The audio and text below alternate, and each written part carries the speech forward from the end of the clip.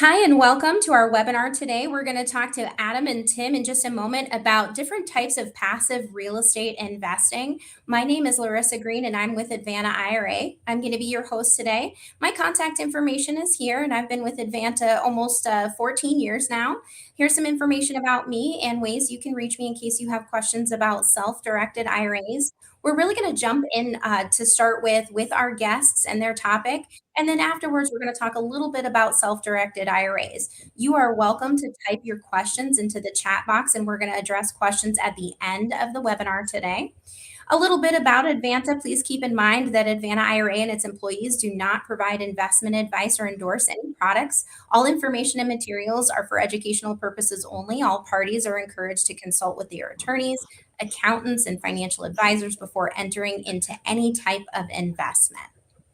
And with that, I'm going to bring Tim and Adam on to discuss an introduction to real estate investing, active and passive strategies. How are you guys doing today? Doing Wonderful. Great. Thank you, Larissa. Great. Thank you so much for joining us. Tim is going to go ahead and share his screen so he can go through his slides. Go ahead, Tim. Billy, can I do that? The screen share button went gray.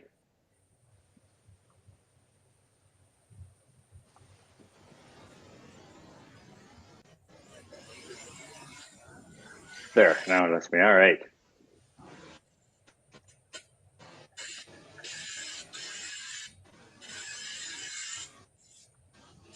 I think that's working. Do you guys see the presentation? Yes, you are all set. Excellent. All right, let's begin. Welcome, everybody. Most people think that real estate investing starts with finding the right property. And I think that it starts with a decision long before that a lot of people don't even know that they're making.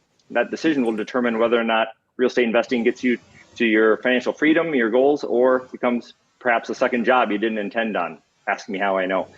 That can be great. Some people love to build their wealth and active with their own hands, whereas some of us want to have wealth working in the background. Which path is right? Well, that's kind of what we're going to get into today. It depends on you. I'm Tim Fergestad. I'm here with Adam Terpstra today. And we both have been doing real estate investing for decades. And we'll talk to you today about what we like about it, some of the opportunities available, some of the pitfalls to look out for, and the strategies available to sort of reveal all the different options to you, from the very active to the very passive. We'll each give a little case study about how we've used retirement funds to invest in real estate and what paths might work for you in charting your own journey in real estate investing. I like to start. There's a lot more out there than just buy a house and rent it out. For sure. This is an old quote, but still very telling because real estate is the largest wealth building vehicle on earth and continues to be, largely because of access. A lot of people can get access to it. I'd also like to point out that a lot of people who've done that also did not do it by swinging hammers themselves. Also, throughout this presentation, I'd like to talk about something else that was about 100 years ago, which was two of the wealthiest American families at the time. Both bought a lot of real estate. One of them is wealthier than ever, and the other's fortune is basically gone. And I'll sort of interweave that throughout the presentation because this is about why, right? Why are we here? What are we looking for? Are you looking to flip a house and make some money? Or are you looking for legacy wealth, right? Generational wealth. Now, real quick, some of you may know or heard that real estate's great, but why? We'll talk about some of the basic strengths of real estate investing, kind of like on these previous slides. It doesn't happen overnight. It is a strong long-term wealth building strategy. Inflation is real. A lot of people have seen this over the last 10 years. We've seen prices go up. And even in the past 5 years, some properties have doubled in value, in some markets anyway. And if you had money sitting in cash during that time, you lost a lot of buying power. Some people are in real estate solely for the tax advantages. That's how powerful they can be. And any profits or revenue coming out of them are only gravy for some people. It depends. Another one that these all stack, obviously, is you can get cash flow, which can pay for your expenses and living expenses. It can help you dial back your W-2 or quit.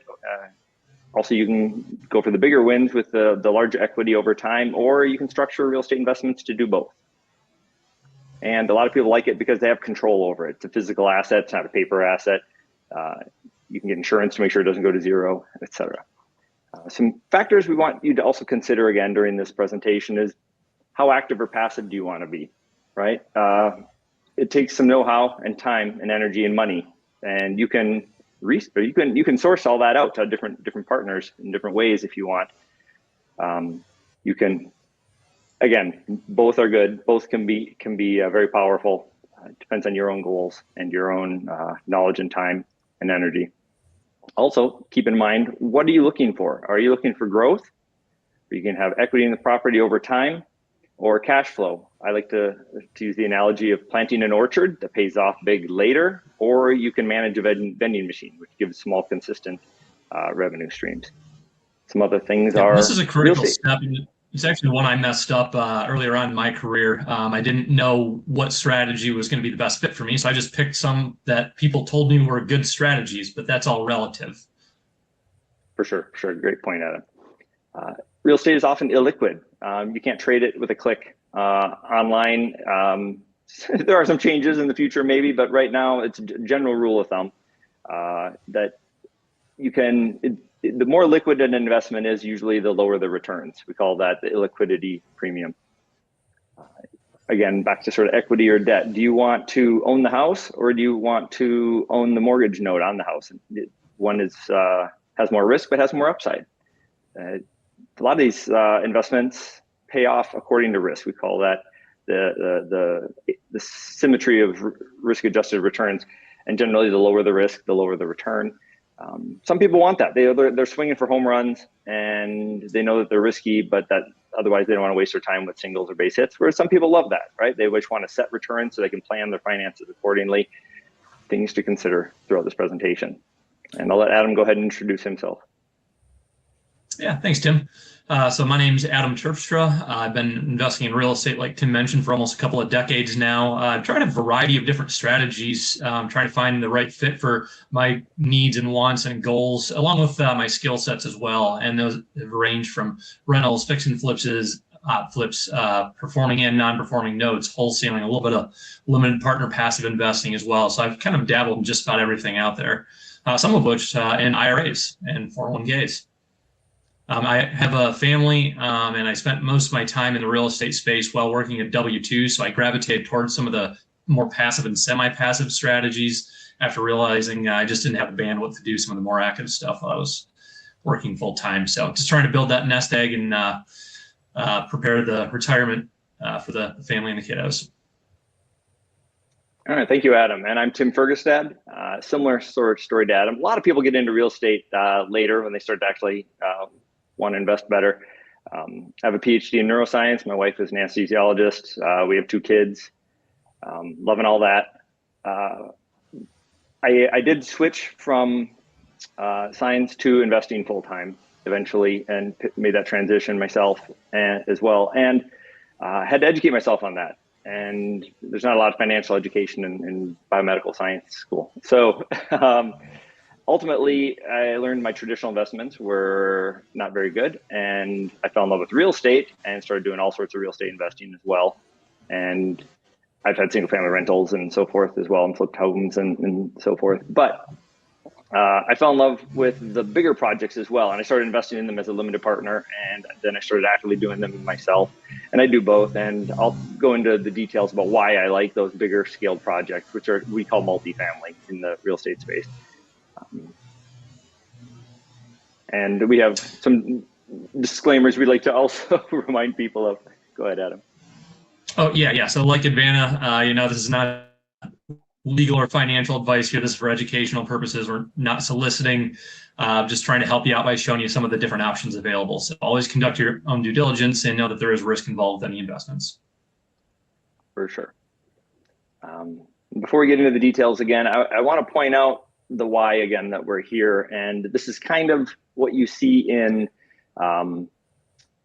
lottery winners. You see it in immigrating families. First generation sort of brings the work ethic. Second generation capitalizes on it, and the third generation seems to blow it, right? And I think all of us want to be in the 10% where our grandchildren are thriving and blowing past us. And that comes with setting up proper systems and education.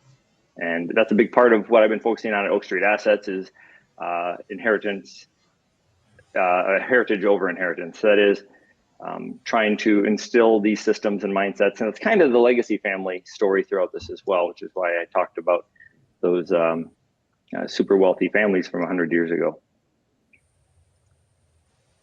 Now, generally speaking, using real estate, you want to figure out what your options are and get your mindset correct. This is something involved in almost every industry, but it's super important. A lot of people don't realize they can own. I didn't realize I could own an apartment building on the corner. I thought that was only institutions and so forth. I didn't know what was available. Most people watch flipping shows and they go, "Oh, I can do that. That's accessible to me." But it's a lot more than that. And even educating yourself to it, you have to have the time and energy for it as well. And again, you don't have to do it all yourself, which is important. Adam and I have both partnered with lots of different people in our projects. All right, I'll let Adam give you some of the basic real estate concepts before we dive into the meat. Yeah, sure. So first, we're going to cover just some of the property types that are available. Like Tim mentioned, there's a lot of different options out there. So you have your residential stuff, places people live, like your homes, condos, townhouses, apartments, et cetera. That one's pretty self-explanatory. Then you also have commercial, which is kind of where businesses live, offices, retail, warehouses. And then mixed use is a combination of any of the above. And then you have some of the more niche use cases like industrial and unimproved land, agricultural, which I personally haven't dabbled in any of those. I've done some land wholesaling, other stuff, and some developing. But I'd also like to point out here that when people talk about commercial real estate and residential real estate, often they're talking about the financing available. For example, multifamily throughout the U.S., if it's a fourplex, a 1, 2, 3, or 4, that's considered residential, and you can get a residential loan where they underwrite you and your personal balance sheet for giving the loan. If it's 5 units or greater, like a bigger apartment community, then they use commercial financing, in which case they underwrite the property, not you, and which is different and does have an impact on it. So it's considered commercial real estate, even though people live in it, and it's still residential in terms of type. Some more terminology. Yeah, so we covered the properties. Now we're going to cover what you can do with them. So return on investment, I think most people are familiar with this one. How much money are you making relative to what you have into it? Equity, that's how much value is left after you remove the debt. So you have a $1 million property and you owe $800,000 on it, you have $200,000 in equity. Cash flow, again, fairly self-explanatory. How much money is left over after you collect all revenues and pay all your bills? Appreciation is when your property values go up over time. And depreciation is a tax benefit that you can use to write off a set amount of your assets each year to deduct on your taxes. And these things all add up. You don't just go, what's the value of this investment based on what it appreciates to? You also have to look at what sort of income is it giving me in the meantime? And what sort of tax benefits am I saving money on as well? These are all different aspects to giving you a return on your investment. I'd also like to point out that time is not on here. That's also an investment. That's one of your assets, right? Time and money. And return on time is something that I've had to learn over time in my investment journey. Is I can make a decent return on my money, but if I'm spending all my time on it, it's detracting from my ability to earn elsewhere. And so that was another factor or term that I've started to track more of. There's all sorts of real estate types. I'll let Adam talk some more. Yeah, sure. So here's a few different plays you can make. Some people are more speculative and they'll buy into things like REITs or, as Tim often reminds me, there are people out there that actually buy houses, don't even do anything with them and just sit and hold, anticipating the market to go up. So that's more of a speculative play. I actually got my start doing a little bit of house hacking. I bought a property that was far larger than I needed, so I just rented out some of my rooms to some coworkers, and it was a great fit to get started and cover most of the expenses. Active, there's wholesaling, fix and flippings, short-term rentals. I've done most of these. These days, I try and make the active stuff more passive and hand off as much as I can to either property managers or general contractors. And then some of your more passive stuff, which I'm going to say passive with a little bit of an asterisk. I have quite a few single-family rentals, and I can definitively say it is not a truly passive business, but maybe more so than rehabbing and flipping houses. There's also the multifamily side, which can be quite passive, especially as a limited partner. And then, of course, there's lending, which can apply to a variety of different property types, where you are the bank and you're just collecting essentially mailbox money if things go as planned. And I know people do that with their retirement funds regularly. In fact, I think that's is that one of your case study you're sharing today? Yep. IRAs love notes. Okay, excellent. And yeah, combinations of the above. I know some people who buy a fourplex, they live in one of the units while they renovate it and they move to the next one, and they even rent out rooms within that. So yeah, there's all sorts of very powerful combinations you can do, depending upon how active and you want to be. A lot of people ask, but I don't have a lot of funding available. How can I do this? And there's depends on your role again. If you want to just go out and buy a house yourself, you can, or you can find a partner with money. You can put in the sweat equity. If you want to do it passively, there's different opportunities out there. There's some smaller ones, some crowdfunding opportunities now where you can get in like $100. You can go help team up with your neighborhood to buy a grocery store, things like that. Different people, the minimums are pretty low and you don't have to be accredited. Historically, the bigger projects have all been institutional, right? And these are people writing $1 million checks or more. Oak Street Assets, what I do now is I play sort of in that intermediate space where the minimums range from $50,000 to $100,000, and it may or may not have to be accredited, but that's a very popular space. You can use retirement funds, like working with Advanta, to invest in these projects. There are rules about that. I have a great resource on the website. I did a call with Larissa, and we talked about a lot of the things that are allowed and not allowed, and using, you can't buy a home and then live in it or rent it to your family and sort of things like that, for example. But you can invest in all sorts of real estate investments through your IRA. You can also look, if it's mission-based, you can also find local funding, right? You may be, if you're trying to set up, like say a group home or something like that, you might be able to find funds to help you do it. But the biggest partners we often have are lenders, right? And these can be banks or Fannie and Freddie, big institutional agency loans. So it's quite a mix. And again, combinations of all of these happen. Often the lender wants you to have some skin in the game. So they want you to have a down payment and so forth. Sort of back to the wealthy families. Would you rather own a bunch of second and third homes and vacation homes, or would you rather have a revenue generated property? The ones on the left were owned by one of the families I was talking about before. The one on the right is one of our Tennessee apartment communities. One of those families, they both had mansions, by the way. One of them owned 10 of them on Fifth Avenue alone, and the other one, who you may recognize some of these now, in addition to their residences, bought a lot of revenue generating property. And it's pretty clear to see who's gonna come out better. A lot of people talk about, what is an asset? Is your primary home an asset? Does it make money? No, then it's a liability.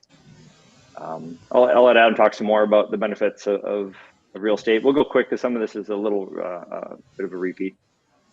Yeah. So one of the big ones people get into the space for is the potential for high returns. A lot of these investments have what's called an illiquidity premium, which I think Tim touched on a bit earlier.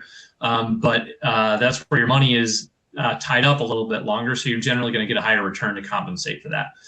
Cash flow, that's one of the main ones people are in it for. And actually, this is a good time to add a couple of quick details. So some of the strategies that we mentioned cover, getting quick cash. Some of them are more built for cash flow, and some are built for more growth. Some strategies offer a variety and a combination of these benefits. I don't think we covered that previously. Appreciation. Most of my stuff's gone up over the last 5 years, so that's been a real nice benefit. Tax benefits, depreciations and write-offs, 1031 exchanges. This is a very tax-friendly space, and as Tim mentioned earlier, a lot of people are in it primarily for some of those tax benefits. And then diversification. That was actually one of the biggest ones that got me into it. One, I wanted to have a little bit more control over my own destiny, and I could drive the bus a little bit, if you will, in this space. But also, I wasn't tied into just stocks and bonds and mutual funds. It was low correlation asset class. And then leverage is another huge benefit. You can usually leverage quite a bit against real estate, and that really helps with acquisitions and scaling.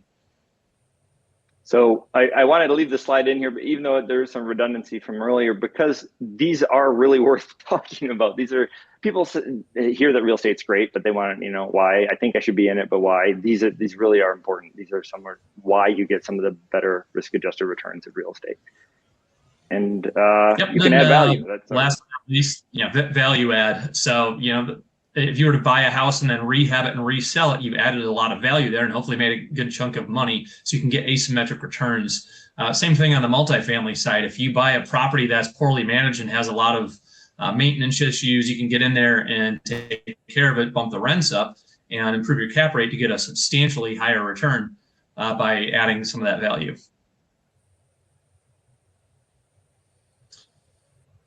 Risk-adjusted returns. This is another one of my personal favorites. I have yet to find an asset class that has better risk-adjusted returns. If you know what you're doing in the space, you can get fairly consistent, at least in my personal experience, double-digit returns.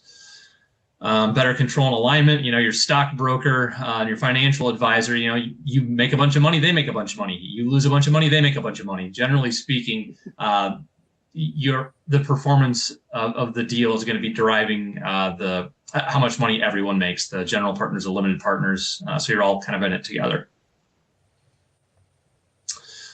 Typically speaking, you're going to have less overhead than a major Wall Street company. You can be small and nimble and really selective on your opportunities.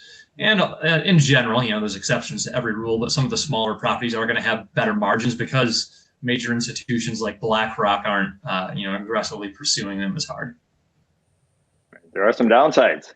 Yep, of course. Now, one nice thing is you usually know what these are up front, and you can mitigate them fairly well if you're planning for them. Market risk, know where you are in the market cycle. Everything is cyclical, up, down. Just know where you are and know which direction values are heading, even on the local level, not just the national. Liquidity, structure your strategy to be able to deal with those things that as they happen as well. Mm-hmm. Yeah. And also, as we mentioned before, liquidity. Generally speaking, if you need cash tomorrow and you need out of your deal, you're probably not going to have a whole lot of luck with that. So you're likely looking at months, if not longer, depending on how the deal is structured to get your money out. Tenant issues, I think most people are aware that properties do get damaged, vacancies will occur, and you will get late or non-payment on the rent. But usually you're going to cover a lot of this in underwriting. You're never going to be perfect, but you try and get as close as you can so that the numbers still pencil out. And you can also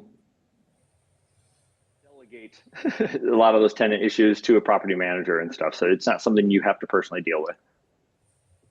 Yep, for sure. Maintenance. There is going to be general wear and tear on these. I've almost lost count of all the times I've gotten a phone call, hey, the furnace is out.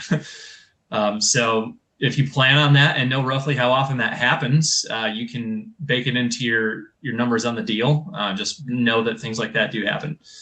Financing challenges. Sometimes, even though it is a lender-friendly space, it will be challenging to get the right financing or any financing on the deal, depending on how the numbers look.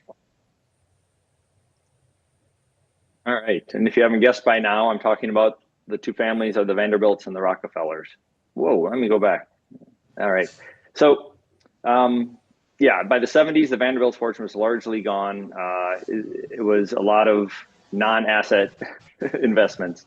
They're buying a lot of properties, but ones that had a lot of upkeep and were not assets or liabilities. The Rockefellers, on the other hand, did a lot of great real estate transactions. So they also put in some insurance and some trusts and some proper structure to maintain it. But a lot of it was that's what I'm calling the heritage and the knowledge that comes with growing and maintaining wealth. Here's a quick example on a basic rental property for people who are maybe not that familiar. Let's say you put $40,000 down to buy a $200,000 house. Yes, there are markets you can do that, by the way. There are still markets you can buy a $100,000 house, by the way. And generally speaking, there's something called the 1% rule, where we try to get rent that's about 1% of the purchase price. In this case, it's more than that. It's $2,500, but the numbers worked out cleanly for this demonstration, so I wanted to just sort of keep it at that. Let's say after you have your mortgage and expenses and taxes and everything, you get about $200. Real quick interjection on the 1% rule. Sure. Oh, yeah. So 1% rule is great in some markets and terrible in others. So that's just kind of a very loose rule of thumb people throw around. But just because you find one doesn't mean it's a good deal, or it might be a great deal, depending, again, on your market. So it's an estimate. For sure. Thank you. Let's say you get $200 a month. Some people might say, well, that's not a big deal, right? I had $40,000 down on this property, and that cash flow is 6%. And they may say that's okay, but not great. I'd also like to point out it can be worse, right? You can have a vacancy 1 month, which wipes out your entire cash flow for the year, right? Which happens. And there may be, you have to paint it and put in new carpet and things like that as well. So just 1 month vacancy can be a big deal. You want to get the next tenant in there right away. But some people don't care about the cash flow at all anyway. That is just only cash flow. Some people are in this for the appreciation, or I believe Adam, for example, that was sort of your strategy up front, wasn't it? Can you talk to some of your acquisitions? Yeah. So when I started, I had a full-time job, so I didn't really care about the cash flow that much because I was already getting that from my normal income. So I got a bunch of property that were basically zero cash flow, but I was paying them off very, very fast. So I was adding a ton of equity on a regular basis. The renters were paying them off for you. Yeah. Yes, correct. Yep. So and you get some tax benefits and depreciation, right? You get the amortization and the appreciation of those. I think that's probably how you won the biggest, right? Yeah. I literally bought houses for $20,000, $30,000 that are worth six figures now. So the cash flow wasn't necessarily great on all of them, but the returns were still there. So once you combine all those different revenue streams, they can be really good returns. Okay, now Adam's going to give a quick example of a single family property that he invested in using his retirement funds, and I'll go ahead and give you one of mine in an apartment syndication. Yep. So this one actually combines a couple different strategies. So this was done the self-directed Roth IRA. I think it was a Roth. I forget. So Larissa can help you get one of those set up if you're interested. As far as the deal itself, I'll educate a little bit on what a note is, since not everybody's familiar with note investing and what that strategy is. So a promissory note is just a promise to pay. I'm going to pay you X amount for this duration at these terms in a nutshell. The note is the debt, and it covers all the loan terms. Mortgages will actually collateralizes the property in the debt. A lot of people say, I'm paying my mortgage. You're really paying your note, and if you don't pay your note, then your lender is probably going to take the property back to get their money out due to the mortgage. So next slide. And what is I probably should have taken this one out, since we're on with Larissa today. So I'll just go ahead and breeze past this one here. So the property specifically, it was in Cincinnati. It was a 3-bed, 1.5, about 1,700 square feet. At the time, and this is quite a while ago, that was about a $40,000 property. Since I was purchasing debt here rather than property itself, and it was occupied, I wasn't able to go in and check it out. But the exterior condition looked relatively solid, so I felt comfortable going in, especially since I was buying $40,000 of debt for only $16,000. So a lot would need to go wrong to really have a large amount of risk exposure here. And just so people understand, if the buyer defaults on that $40,000, where do you stand in that equation? Oh, that's what makes this one extra interesting. Yeah, the buyer had already defaulted. That's why the seller was selling. I don't want this, not it. So to sell. So I said, sure, I'll take your bad note. Okay, I'm sorry, Adam. You're a little choppy. Is that just me? Not sure. It could be my connection. Can you hear me now? Yes, it's coming back clearer now. Okay, great. Sorry. Anyway, what I was saying is this one actually was a non-performing note. So they were not paying when I purchased the note. The previous note holder said, I don't like this. I wanted to be in the passive mailbox money space, and this is not it. I want out. I want to get my money. So they sold at a large discount and sold that $40,000 note, rough numbers, for $16,000. I found it because a wholesaler actually came across the seller and knew that I was a note buyer, and they said, hey, do you want to buy this? So they brokered the note to me, I believe also through their IRA, or maybe it was a 401k, I forget. And they got a wholesale fee. So they actually picked it up for $10,000, marked it up $6,000, sold it to me for $16,000. The original seller was out of state, and again, they were selling because their passive investment became non-passive and non-performing. Which some people like. Some people like to be in the performing space. Some people like to be in the non-performing space. Yeah, non-performing is much more active. Roles. In theory, the non-performing or the performing space is about as passive as it gets. So here's some quick numbers. You have 5 variables in any note. You have your number of payments, your interest rate, your present value, your future value, and your payment amount. You can use a financial calculator, or I often use Excel spreadsheets for it. The original terms, it was a 25-year note, so 300 payments at just under 9% interest, originated at $40,000. It was fully amortizing, so future value of $0. That comes out to roughly $334 per month payment. So how I got paid, I did not spend $40,000 to get a $40,000 note, which would have been that 8.95% payment. I spent $16,000 to get that same note. So now I'm still getting the $334 per month payment that's due on the $40,000 balance, but I only have $16,000 into the deal. So if you crunch those numbers, it's actually about a 25% annual yield that this is putting out.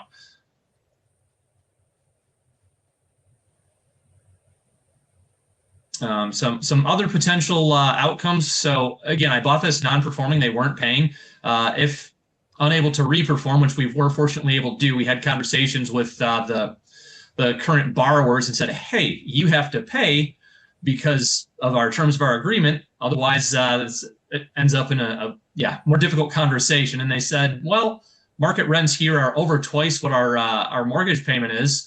I think we'd rather pay the $334 and keep the home for ourselves and have, a free and clear house at the end of this, rather than, pay double that in rent to show for it. So that was a pretty quick and easy conversation. The previous note holder just wasn't enforcing the terms of the deal. Worst case, we could have also foreclosed on the property if they said, nah, I just don't want to pay you. I'm going to live here for free for another several months.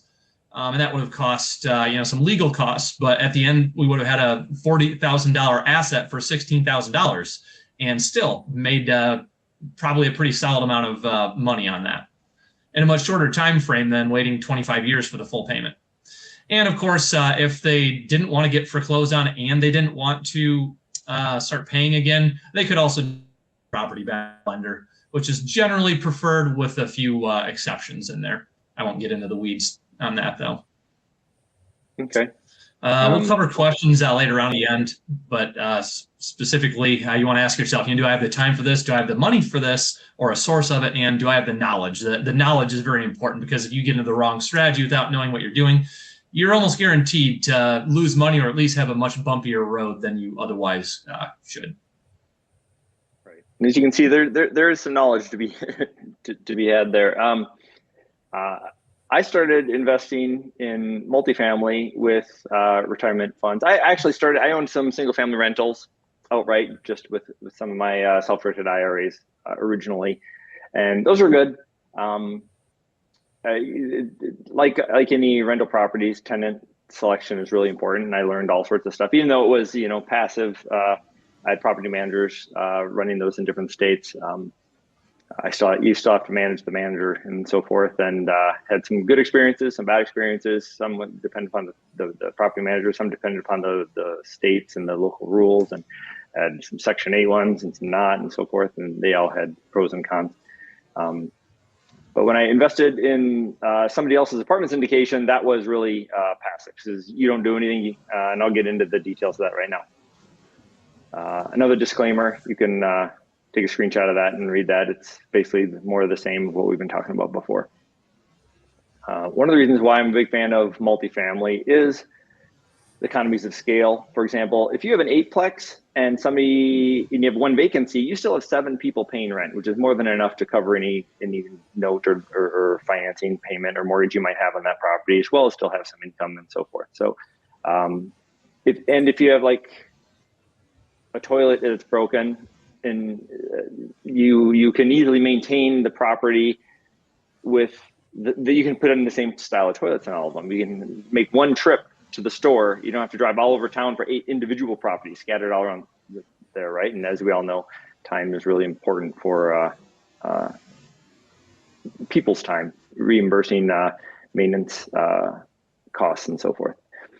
So generally speaking, economy of scale, higher returns, lower risk. You get the preferred returns, which generally speaking, investors get paid before you start sharing the profits with the people, with the sponsors of the deal. So I love that compared to traditional financial investments. Again, you can get cash flow from these. They're still tax friendly. They're a different type of tax friendly, depending upon if you're active or passive in the project. Another great inflation hedge. Apartments are incredibly recession resistant. People still need somewhere to live. That's B-class, C-class apartments are awesome for that. And again, you can be active or passive in this space as well. But the forced appreciation is really what makes these stand out compared to normal rental properties. And I'll dive into what that means here. Adam mentioned cap rates earlier. That's the capitalization rate for any given submarket. And you simply figure out what that is the income at the property divided by the value. And you just look at what properties they're selling at and look at how much money they're generating. That's what makes commercial properties different than residential properties. A residential house, you look at the neighborhood and go, oh, this much per square foot for this model in this builder's. Yeah, you're looking at comps more in the residential space. Right. This one, oh, they redid the kitchen, so I'll maybe put a little bit more into it. But you kind of know what everything's worth based off of similar buildings. In the commercial space, it depends on what the business or what the property is generating in revenue. 2 buildings, almost identical. One has a great tenant in it, paying really well, and the other one doesn't have a tenant. This one is worth more, right? You want to buy that revenue stream. You want to buy that business. And these really are a business, right? You're not just buying, and you need to run them like a business. You're not just buying a building. But so you can calculate what the cap rate is for a particular area, the going rate for such revenue streams for different asset classes and different sizes and so forth. So as you can increase the net operating income, increase the revenue, raise the rents, decrease the expenses from $500,000 to $750,000, you just had a $5,000 increase in that property's value. You go in, you fix it up, even at the same cap rate. The market dynamics didn't change. The demand's the same. You just increase the revenue on site, you increase the property value a lot. That's the forced appreciation I'm talking about. And an apartment syndication, what is the syndication? It's just a partnership where people bring different resources to acquire the asset. So usually the limited partners bring the capital, the general partners bring the sweat equity, and together they acquire the larger property. And the general partners are the ones actively involved, also called the sponsors. And the limited partners are generally the investors, right? They're passive. The GP, the general partners, do pretty much all the work. They got to go find the deal and spend a lot of time and energy and money and a lot of know-how to find a good deal. They have to then coordinate the capital, and they have to have, these abbreviations, you get an LOI, a letter of intent, and then a purchase sale agreement, you get it under contract, then you do the DD or the due diligence. You have to fly there, you have to coordinate all that and check out the property, make sure everything's above board and see what your actual cost for fixing it up will be. The EMD for the capital is earnest money deposit. The pursuit costs, you have to pay for the lenders and the good faith deposits and the attorneys and so forth and retainers. You have to reach out to the limited partners and start raising capital and find people who want to be invest alongside you for this deal. KP is a key principle, somebody who's going to actually sign on the loan, for example. They want some sort of net worth and experience before they just sign a loan to anybody for many millions of dollars. And then you have to actually operate the asset, right? And you have to work with property managers and be the property manager, be the asset manager, be a steward of the whole investment all the way through sale and disposition, right? So they take on a lot of the work and a lot of the risk, whereas the limited partners, they don't sign on the loans. They're not liable for things that happen on the project or at the site, for example. A couple of quick stories. I have a friend who was a physician in California, and he lost hundreds of thousands of dollars. He got a small apartment community in the Midwest, and during COVID. He was not able to operate it. He didn't have the time or energy or know-how to deal with the tenant issues he was having, and he just had to. He basically sold it for a loss just so he could get out from under it. That any investors in there would have been in trouble because the investor was somebody who wasn't sure or wasn't experienced, I guess. OSA, that's Oak Street Assets. I lost money personally in a deal in Texas when the Fed started increasing rates. I had earnest money that was hard on a deal, and the Fed started increasing rates. Our lender bailed on us. We had to get a new lender at worse terms, and then they retraded us. We had capital partner problems. We basically was like, with the way cap rates were going and rates were going up and everything, we were like, well, it's better to walk away and lose our money than to bring our investors into this deal and risk it. So the investors, although some of them wanted to participate in it, we waited off until we knew if things were stable or not. And ultimately, we took the risk with, for example, the earnest money. The limited partner roles are really pretty easy, right? They just get notified of the deals. They want to review them, do their own due diligence. And then when they decide they do want to invest, they sign the subscription documents and the private placement memorandums. And then once they're countersigned and approved, then they can wire their funds, and then they're done. That was it. The rest of it's really passive. And they get a K-1 annually for their taxes they can give to their CPA, showing any depreciation or any revenue they may have gotten. And the depreciation in these sorts of asset class investments almost always offset any income during the hold period, and then some of the sale as well. Or you can use the losses to offset other gains you might have had in some of your other investments. The process is generally like this. You find it, you do the underwriting, you get it under contract, and then you start sharing it with people and raise the capital while you're doing the due diligence. And then when everything's good, looks good, you close on the deal, you acquire it, and then you implement the business plan, you do the asset management, and then exit. I'm going fast in the interest of time. I want to get through to our questions. In this scenario, though, this is kind of what often happens, is people often go, well, tell me about the property. That's what they want to know first. And then they want to know about what the returns are. And then they want to know, well, where is it? Who's on the team, right? And what are you going to do? When really, this is the proper order. I believe you want to bet on the jockey, not the horse in this situation. Because even though the property could be really good, a bad team can ruin a good property. And a good team can work with a bad property, right? It's just kind of an ideal situation. We, as real estate investors, usually want to buy the ugliest property on the street, fix it up. But market and location are really important. Even a great team can't deal with the fact that the only job were, let's say, a military base, the 90% of the jobs in that market were from a base that just got shut down when you just acquired the property. You're kind of in trouble, right? So a good team won't be generally in a bad market, right? And so forth. So the sponsor and the team is amongst the most important. And the returns, projected returns, are more based on track record. Than anybody can wave a number at you and say, hey, we're going to make a lot of money on this, but you really have to know how to understand their assumptions they're making in their calculations. Here's an example of one I invested in, and this as a limited partner. And what's important here is I wanted to point out is that number, $73,000 per unit, right? So it was a $12 million purchase for 168 units. That worked out to about $73,000 per unit is what we paid. And within a few years, right, we ended up selling this for almost $140,000 a unit. And with the leverage we had on there, that meant most of that was profit. We pay back the loan. That means almost all of the profit goes to the investors. And that forced depreciation came from fixing it up, renovating the units, painting the place, putting in lighting, making it safer and cleaner and more appealing, raising the rents from $718 to about $1,000 a month. So that was an extra $275 a month. Over 168 units over 12 months was about $500,000 a year annually in increased net operating income.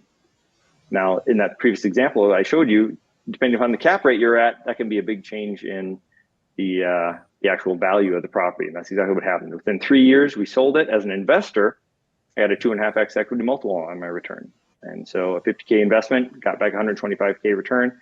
And a disclaimer again, previous results are not indicative of future performance. This is a home run, right? This is not necessarily, but it's a great illustration of how I didn't do anything. I just invested in it. I got the benefits of a real estate project without having to deal with tenants and termites and toilets and all that stuff myself.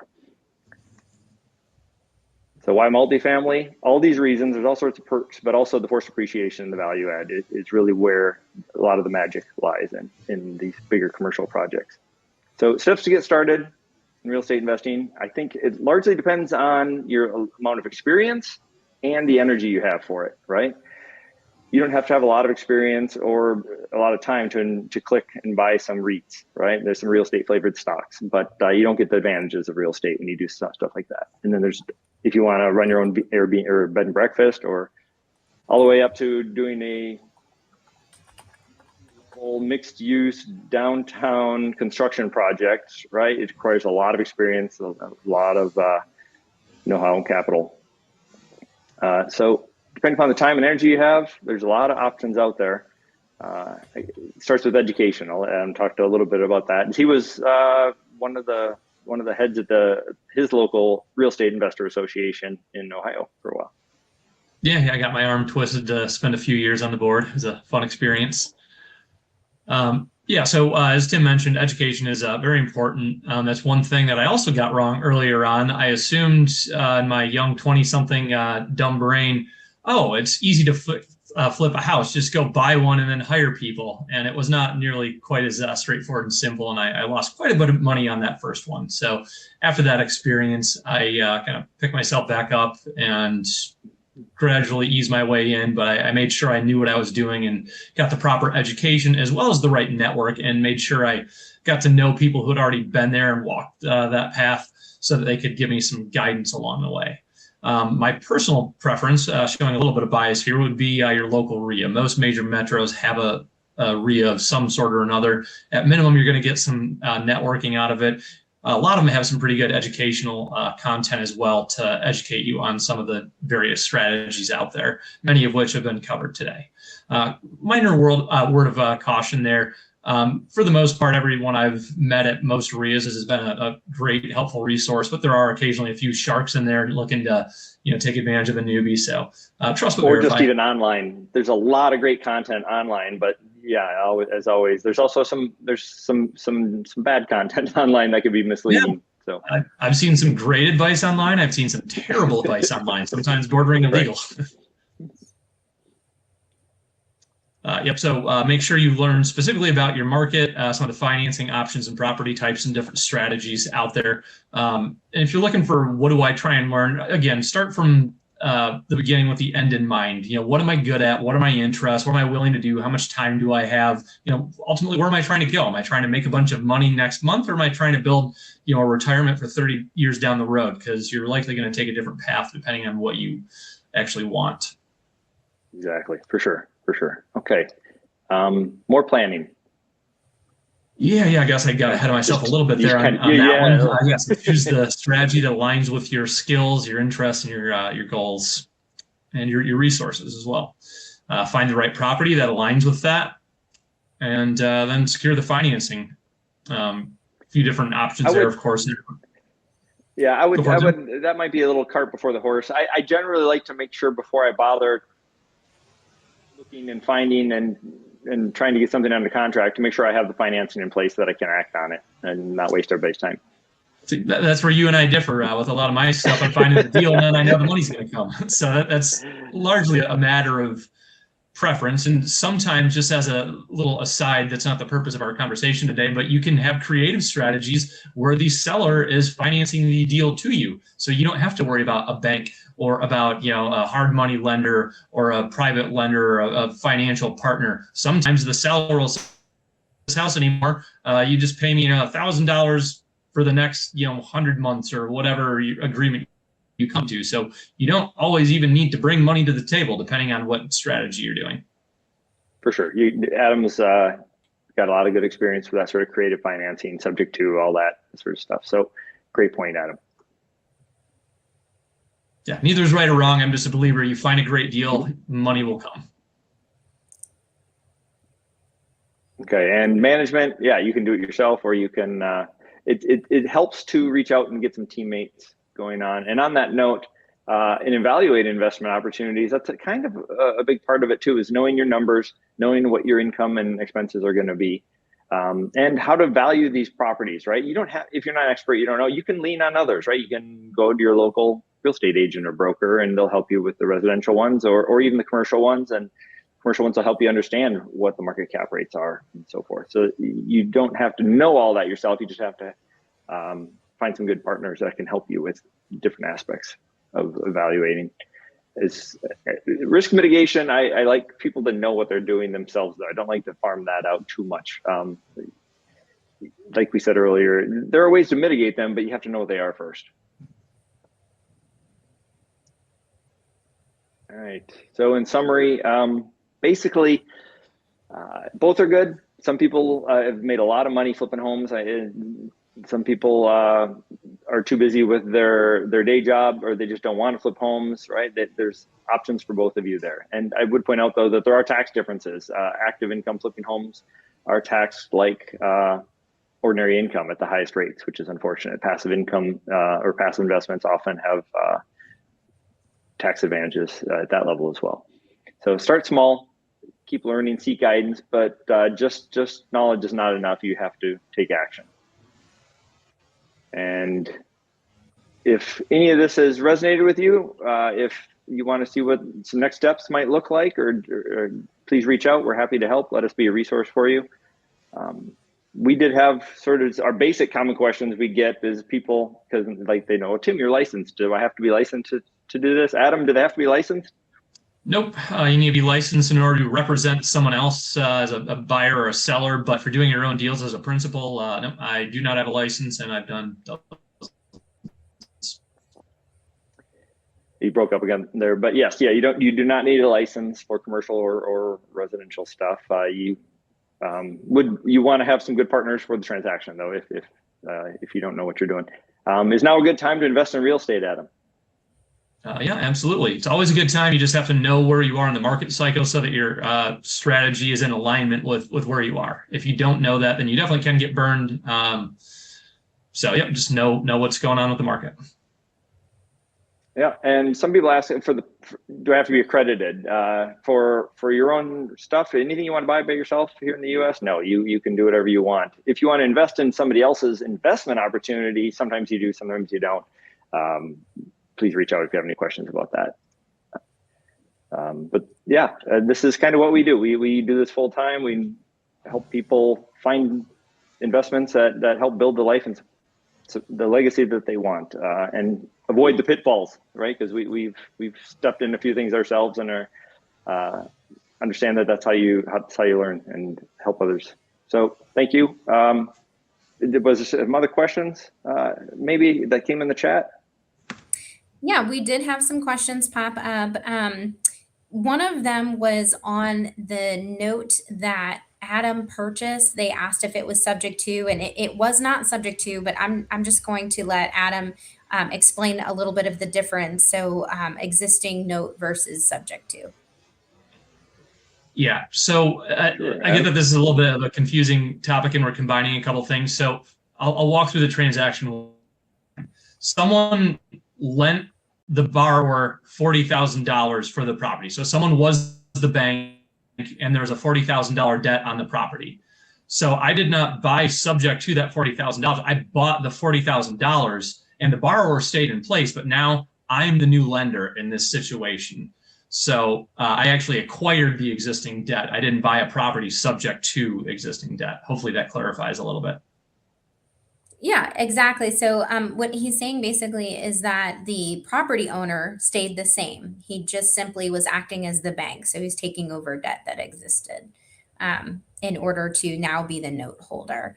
Somebody asked me about the slides. They actually, when we send out the link to the recording, when you go to the YouTube channel, you're going to be able to access the slides there. If you can't, just send me an email and I can make sure to get you those slides.